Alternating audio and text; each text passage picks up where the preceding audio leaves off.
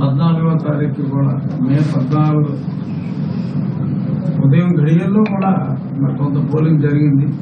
So సమూలంగా మే 14తో యువజన శ్రామిక రైతు కాంగ్రెస్ పార్టీ అనేది మరి మరణం పార్టీగా దానికి మరణ శాసనం లిఖించారు. ఆంధ్ర ప్రజలు, తెలుగు ప్రజలు అంటంలో ఎటువంటి సందేహం అక్కర్లేదు.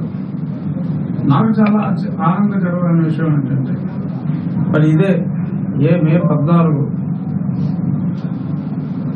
నేను నా పుట్టినరోజు, మరి అదే పుట్టినరోజున 13న ప్రారంభం అయినా కూడా ఈ అంతం నా పుట్టినరోజు నాడే యువజన శ్రామిక రైతు కాంగ్రెస్ పార్టీ అంతం అయినందుకు ఎంతో సంతోషిస్తూ, సో ఇక మరణం అయితే నేడు నా జననం రోజే వైఎస్ఆర్ కాంగ్రెస్ పార్టీ మరణం.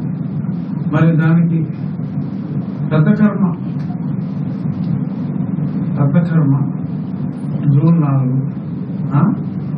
4వ తారీఖు పెద్ద కర్మలో అందరూ పాల్గొన్నాం.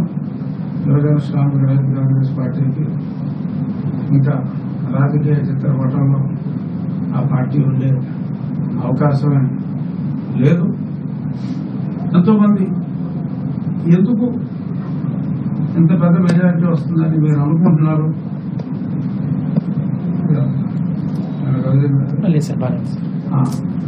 ఎందుకు ఇంత పెద్ద మెజారిటీ మీరు వస్తుంది అనుకుంటున్నారు? ఇవాళ సాక్షి పేపర్లో 110 స్థానాలు ఎంత రాశారు?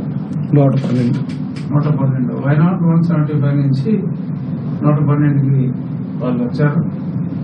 మరి మీకు వాళ్ళు 112 అంటే మరి పార్టీకే తద్దినం అని చెప్పి నేను ఎందుకు అంటున్నాను అనే సందేహాలు మీకు వరకు వచ్చినాయా?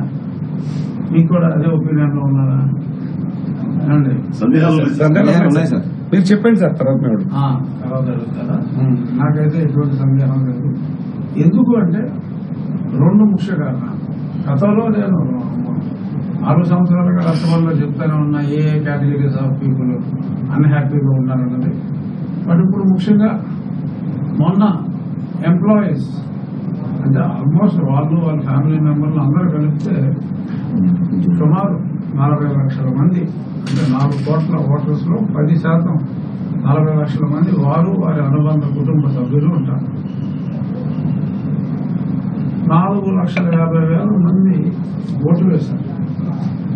ఇంతమంది ఓటర్ టర్న్అవుట్ అమాంగ్ ఎంప్లాయీస్ అనేది ఎలక్షన్ డ్యూటీలో ఉన్న వాళ్ళకి అంత టర్న్అవుట్ అనేది ఇప్పుడు దాకా ఆంధ్రప్రదేశ్ చరిత్రలో కాదు, అది ఎక్కడా కూడా ఏ రాష్ట్ర చరిత్రలో కూడా లేదు. గత ఎన్నికల్లో